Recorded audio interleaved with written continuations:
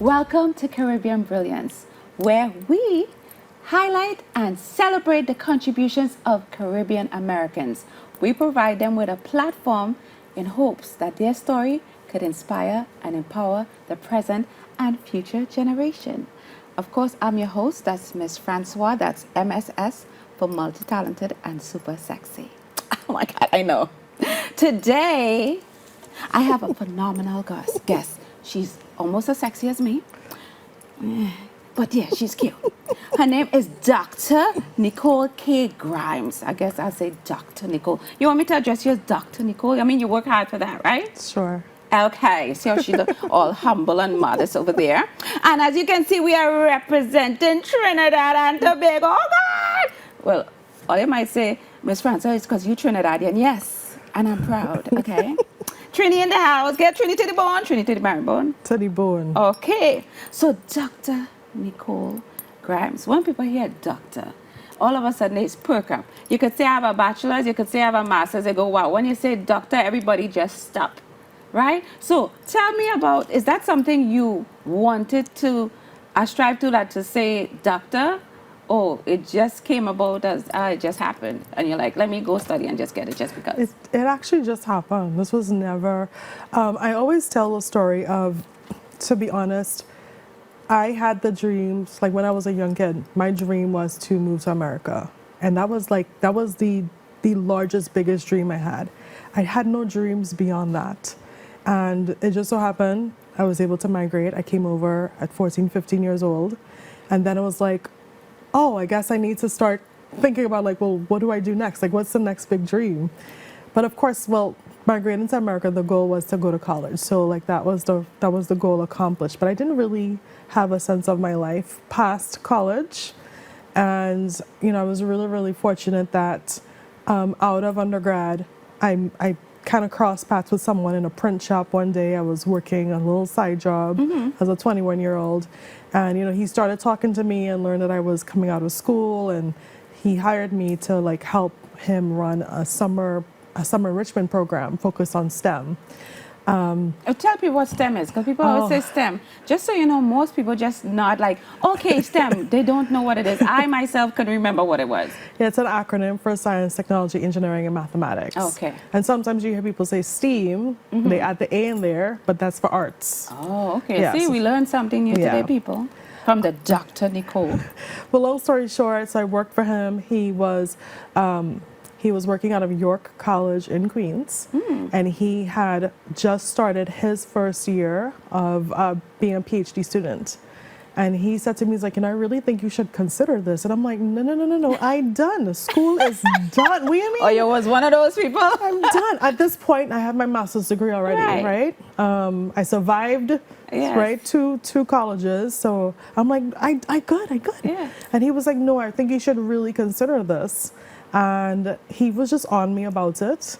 And I was like, okay, I guess I'll apply. And I walked my application in. I applied to one school, one doctoral program. Really? I walked the application in on the day it was due to the office. It was the Graduate Center of CUNY, right? So we're on the CUNY campus right now, and this is the Graduate Center. This is the doctoral granting institution of the CUNY network. And I got in with a full ride. What is something you definitely took with you from all those years living in Trinidad? Because Trinidad pretty much raised you, grew you, and you brought with you here, and it's still with you today. Honestly, everything, right? I've been here, so I just made a little over 30 years moving to the U.S. and so like I go home regularly, and it still feels like I just kind of left yesterday in a weird way. Like my connection to my culture, keeping up with news, food, right? We're just having a long conversation about Trini food. Took common entrance, got first choice, went to St. Joseph Convent. And that school really, really instilled in me the power of being curious and learning and wanting to be the best and in every capacity. And that really fueled me and pushed me through. Once I moved to the U.S. and I felt really alienated, I was alone, I was scared, I didn't really, you know what I mean? And that's what I always like to let people see that side, because sometimes they see you now, Dr. Nicole, but don't know you pass There and was a understand, journey. right? And I think people Yeah. forget that part. They're like, oh my gosh, she made it. Yeah, but you might No. want to be in her shoes to go through some of the things she went through. It was really, really rough, the transition for me, because I came as a teenager, right? And this is pre, Instagram, and Right. there's no social media. Oh my God, you make us sound so old when you start to say stuff like that. There's no email. There's none of that when I moved here. So I You lost just had phone card and you pay phones. So I lost connection with all of my friends, right? Yes. So I just moved, and I just kind of I just disappeared off the face of earth in Yeah. Trinity, and I just appeared in this random, school. And I had to learn to adjust really fast, and I had no one to talk to because I'm the eldest kid in my family. Yeah. So there was no one else to get advice from how to navigate this crazy transition in school. How long you think it took you to kind of transition and be okay, if that's such a thing? Closer to when I was graduating college. Wow. The transition really took a long time because it was like 2 short years, and then I was in college, and then that was a whole other world to Right. adjust to. Yeah. Being on my own for the first time, I'm with real brighty pokey, real bright people, right? People who have money, right? I didn't come from affluence, so seeing affluence in a way I'd never seen before. Yeah. Of all the things that kids had, like fancy computers and cars, and you Right. know what I mean, all of that. I didn't have any of that. Yeah. I just had this. Yeah. So the first thing I wanted to ask, girl, you're an immigrant. You're black. And you're female. Girl, you're not supposed to succeed. So how has those things held you back, if at all? And how have you adjusted to all those things that technically you're not supposed to succeed? Technically, I'm not supposed to succeed, but you know what? One of the things that I learned at a pretty early age, even as a teenager, was that America is a land of games, and you have to learn the rules of how to play the game here to win, right? So it was like whatever it took to just get through this class, get a decent grade, move on to the next level, right? Move on to the next year, and that's what I applied. That's what I applied in undergrad into civil engineering. For civil engineering as a major into engineering schools, and that's what I got into college for, to do civil engineering. Okay. And then when I started pursuing civil engineering, it was cool, it was fine. I got introduced to mechanical engineering, which was a little more stuff, how planes work and Yeah. designing things. So I switched over. So my undergrad degree was in mechanical and aerospace engineering. At the end of all that, comes teaching. while I was there, I got involved in a very well-known national organization called the National Society of Black Engineers, called NSB. I think it's the second or the third largest student-run organization in the U.S. Wow. Massive organization, tens of thousands of members.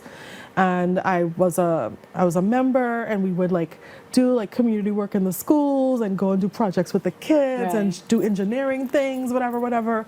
And it was the premise was we wanted to expose kids of color Right. to the sciences, right? So that they could actually want to pursue it in college, Right. To encourage that and create a pipeline. Right. I ended up becoming the president of the chapter at undergrad. So I was really connected to this organization. And that work sparked that interest in education for me. I'm I think I could do this. So I started taking education classes while I was an engineering major. You had 10 lives, right? I probably, but yeah, I took some education classes while I was an engineering major, and once I finished, I did engineering for a little bit, and then I was I think the education thing is calling me. I didn't enjoy my time in corporate, and I just said, you know what, I'm gonna go back to school. And I went back to school to get a master's in education, and that's when my teaching life started. You decide, okay, teaching is great. I love that to a point, but I want to pursue other things. I will tell you 2 things. Yes, that was the primary question you asked, and I Yes. went on a whole roundabout thing. 2 things I quickly learned. Some harsh truths. I know your show is light and fun. This is going to be a little serious, a little heavy, but it's the truth. One of the things that I discovered personally, experientially, and through my research as a doctoral student is that white America treats Caribbean immigrants differently than Black Americans and African immigrants. There's a hierarchy of how they position us Right. with Caribbean people and African people over Black Americans. And there are multiple studies that show that, where they set up and they made people have fake accents, same resume, and they show the very different reactions or receptivity that white Americans give Caribbean immigrants. They love us. That's why they trust us to take care of their children. That's why we're the nannies, right? They see us as hardworking, right? Ambitious, right? And they put us in a different category. So in my life and my life story, I primarily was in white spaces. I went to white universities. I was a teacher at white schools. I was a principal of a white school. When people hear from the Caribbean, it's like, oh. Yeah, I get that a lot. Right? You're like different. We accept you. You're not regular black. You're not good. the regular. You're not one of those. Yes. It took me a while to learn what that meant, but then I soon understood. And then secondly, people may see this, and then I start speaking, and then they find out about my background, like, oh, you're really one of, like, you're an exception to the, okay, right? You can come in, you get through. Yes, isn't that interesting? You know, I can drop, I drop, so like, I went to very prestigious schools, right? That I have 2 Ivy League schools, so once you drop those names, people are like, oh, hi, now. Yeah. So I've learned in my career, like, whenever there are roadblocks, once I was able to kind of like show, like, hey, you're not talking to a little shippity here. Seriously. Yeah. You know, and obviously not saying it that way, right. but then I was able to get into rooms and open doors. And of course, my life's work has always been, once I get in the room, other people come in too, behind me, right? Because that's the responsibility. That's the responsibility you have when you're given opportunity. Wow, yes, that's awesome.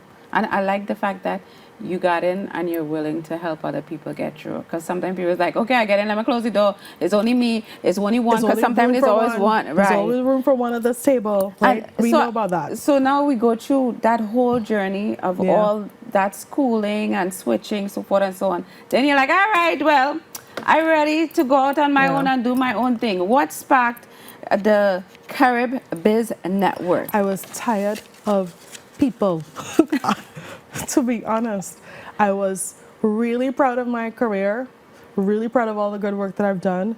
And I just was like, this is not fun anymore. I don't want to be the miserable principal that people don't want to go and talk to down the hallway. I don't want to be that person. So I'm like, I could see the pressures is starting to, like, you know what I mean? I'm starting to bend. So I decided to, like, this is the perfect time to bow out. I was in my 19th year of my career. Wow. But people like 19 years, people, but girl, you're going to miss the benefits. You're crazy. You reach this far, and this is what you want to do. This is not the right time. Maybe give it some time. I mean, what were people telling you when you even brought that up?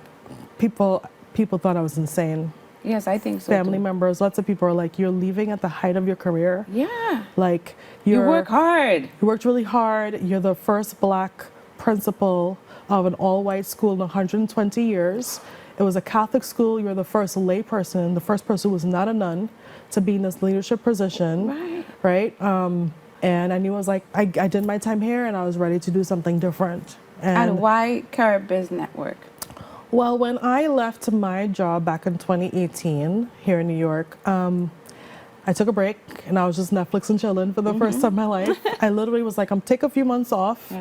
And then figure out what my next steps were. And while I was Netflix and chilling, I'm like on Instagram scrolling, finally, like doing all the right. I have free time. And I realized I knew a lot of incredible people who had like their little passion project, their little side hustle. I could, see they're doing a little jewelry, they're trying to throw in a little event here and there. And I was like, this is so cool. I know so many people who are like doing their thing. And I was just really inspired by that. And I said, you know what? I want to help spread the word. So one day I just lie down, make a little quick chipping logo kind of thing, make an Instagram page, and I started posting my friend stuff. Really? That was the birth of Carib Biz Network.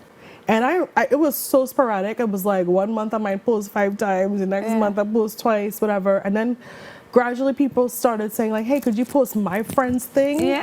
And I was like, okay. I mean, there's nobody really following this page, but okay, I'll do it. And then one day, a good friend of mine, who was actually now a client, crazy enough, he said to me, he's like, Nick, you're onto something.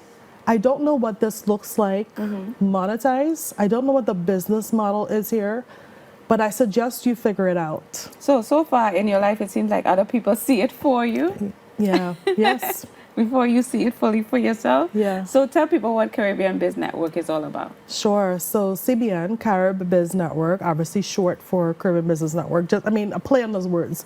The goal was to just amplify talented Caribbean people, right? Like whether they have a product or service, starting with people here in New York, and then over time we've spread, right? It's definitely spread as a platform. I would say how I would describe it today. We are basically a multidisciplinary ecosystem for micro and aspiring founders of Caribbean heritage to help them connect with each other, amplify and support their journeys as founders, creatives, entrepreneurs across the whole diaspora. And CBN does that in 3 ways: through events, education, and marketing and branding services. Pretty simply, we have tons of business owners, not just in the U.S. that are part of the network. We also have on-island creatives and founders who are connected to CBN. We do all sorts of cool events, right, from professional events like panel events, right, mixers, our awards that we just had for the first time, to more casual and chill events, mixers, our pop-up markets, which are probably like the most popular event that we do. I would say the third pillar, our marketing and branding pillar, kind of evolved because of COVID, which is a whole story in itself. Of like that little arm of business. But I'll stop there. So as far as you see where it has come now, so in total is what, 5 years? We're approaching 5 years, yeah. 5 years. So when you started that little stuff, someone saw something, maybe you should put more into this. Did you see what it was going to be? Did you foresee or have a vision of what it is as of right now? Because we know you have so much more to go and so much more to do. But as you see it evolving, is this where you wanted to take it? I would say that it took about 3.5 years before I had the clarity on what the heck I was doing and what the heck I was building. Stuff was just happening organically, like a random opportunity there, a random thing here. But to say, like, to have the clarity of like, these are the benchmarks. This is what we're trying to do in 5 years, in 10 years. That didn't happen until late 2023, for sure. But I love that because, again, people see people and they make their own assumptions. So you had to do 3.5 years to get to see properly to reach the 5th year point. So I want people to definitely hear that because a lot of people might have given up in the 6 months in the first year. You're like, I'm still holding strong. And where do you see Caribbean Biz Network in the next, I don't like to say 5 years, I would say 2 to 3 years because so much can change in some months. Yeah, in 2 to 3 years, so it's a shorter time. Yes. Our goal is to really get the very first Caribbean Focus Accelerator off the ground. So a program and experience to bring in founders, put them through an experience and have them come out at the end investable. So it would be like a class, you're saying? Or? Yeah, so like accelerator program. Okay. So it's like, so it's basically like there are in-person experiences, online experiences with people who are skilled in different business development topics. There are assignments, right? Like there are things that you have to work on in your business. Right. So then you come out, you get some money to put into your business, and you're like on a whole other level. And since now you see, like you see the vision, you see what you want to do.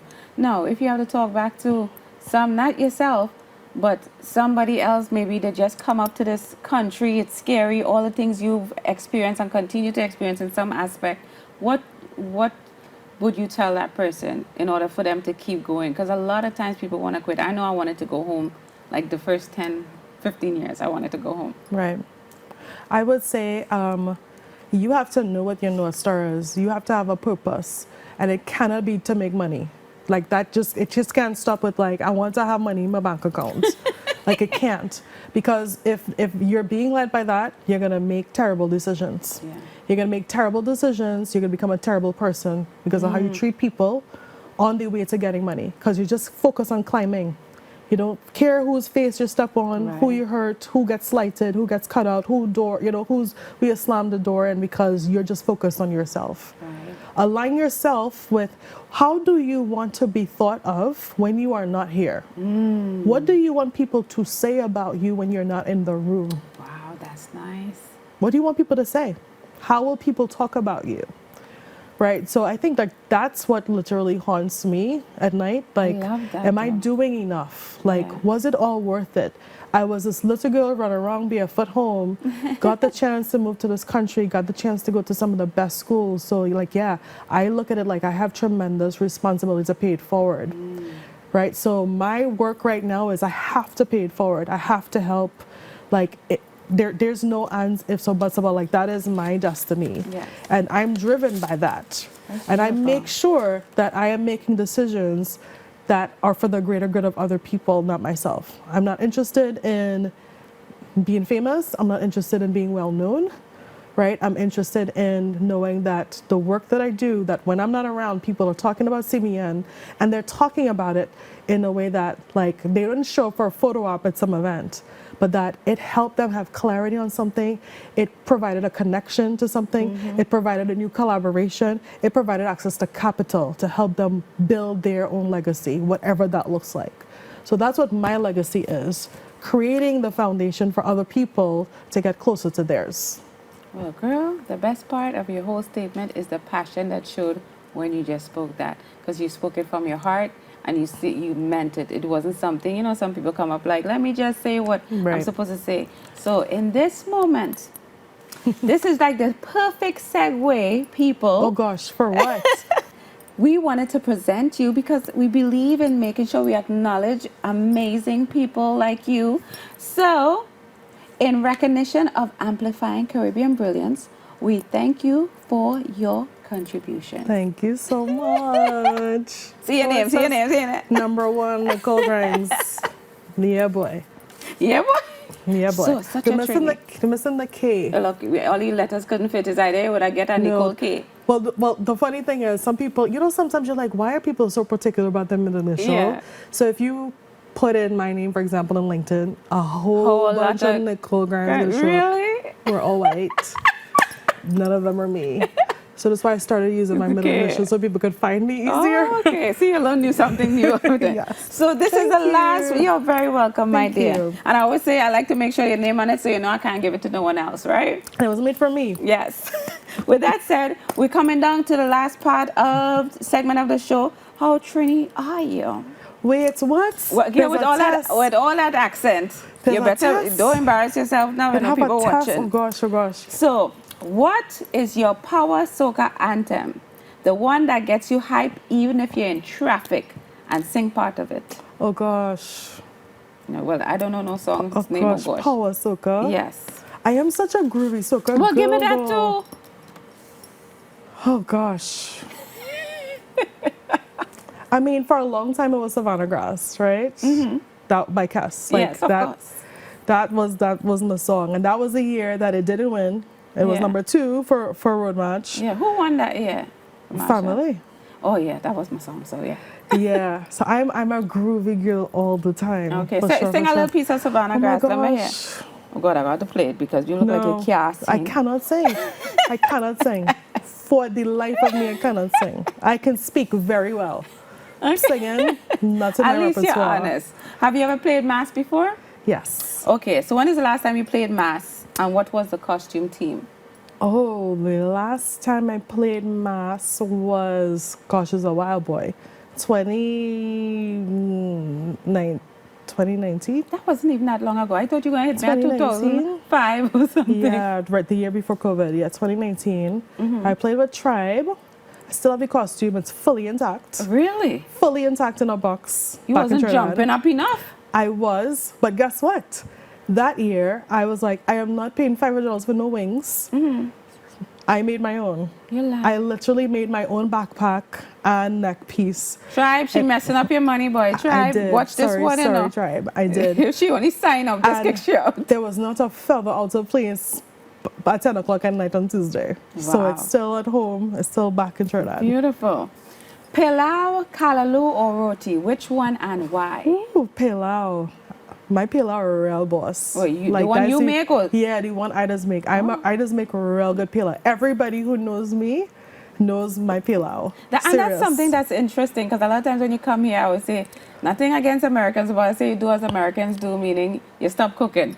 No. You cook, you could cook, you Yes. could throw on a plate. Everything gets cooked in what they call a Dutch pot. Everything. Interesting. Every single thing. I have 5. Oh, okay. So I know who house are coming by for Yes. Thanksgiving, for Christmas, for every occasion. I am the cook. I am the cook of the crew for sure. Like that's one of my pride and joy. Interesting. Yeah. You see, looking at you people and all the things that you do and seeing you everywhere, that's the last thing anyone would think. I just bubble pot girl. Oh, Lord. So the last question, what is liming? Explain that to the people. What is liming? Yes. How do people not know what liming is in A lot 2025? of people have no clue what liming is. Liming is the Trini expression, the Trini verbiage for just hanging out, right? You could use it as a noun, you could use it as a verb, right? That's the teacher in her. The teacher says in me, that? right? So you can say, let me go and lime, let's go hang out. Yeah. And it's not location dependent. You can lime in somebody's Anywhere. house. You can lime on the stoop. And you talk shit. You can lime at the beach. Yeah. You can choose a destination to go lime. It's basically just hanging out with people over food and drinks. Yes. Awesome. Well, okay. That was the beautiful dictionary version. I've never been asked that question before. I thought you were going to ask real hard stuff. Okay. No. That was how pretty that easy. mean? You're I welcome. thought you were going to be like, what are the names of all the... No, I know the birds and the Yeah. tree ships. That okay. What's no, on the it's not- coat of arms? What's on this? What's the significance of the colors of the flag? Oh my God. So with that said, tell people where they can definitely connect with you or join CBN. Yeah. Yes. Absolutely. So Carib Biz Network on all platforms, CARIBBIZNETWRK. We try to be pretty active on most of the platforms. My personal handle is just my name. I am Nicole Grimes. I don't post as much as I show up on the social because I'm generally busy working. Like I'm working behind the scenes, trying to make stuff happen. Yes. And you are making stuff happen. So you're not trying. You are. Well, trying. Like there's a thing, right? There's what people see and experience, but they will never see what's like in the notebook. Right. Like what the vision was really, Yeah. right? Or what the goal really was, and like, when things might fall short. But as I keep saying in more recent conversations, I had to move myself out of being a perfectionist. The left brainness in me and the engineer in me was like, everything has to be right. Yeah. Because there are consequences when things are not right and they're not perfect in that world. In entrepreneurship, you cannot survive if you're always trying to make sure everything's perfect. Yeah. You'll never get started and you'll shoot yourself in the foot. Yeah. So instead of always trying to make sure like things are perfectly aligned, I have enough sponsorship and I have enough this and I have the right venue and I have the right yeses, I'm like, you start and you refine later. Just get it started. Look at that. You're dropping nuggets regardless. So just get it started. So we have some events coming up in the pipeline. Yeah. We just dropped one today. We Style for New York Fashion Week. Yes. First all Caribbean fashion focused event. Wow. Panel, you can shop all Caribbean fashion brands and jewelry brands. There's live beauty activations. So very excited about that. And of course, we're working feverishly at Island Icon Honors 2025. That's Awesome. coming. But yeah, we are like, the focus is build and perfect. So that's what we're doing. Yeah. Awesome. So that was my wonderful guest. Just so you know, it took a while to get her here, but I truly appreciate her showing up, and you all definitely have to check out everything she's doing. It's amazing, and definitely go out and support. So with that said, I am your host, Mss Francois, on all social media that's relevant and that matters. So remember, until we lime again, continue to inspire and empower others.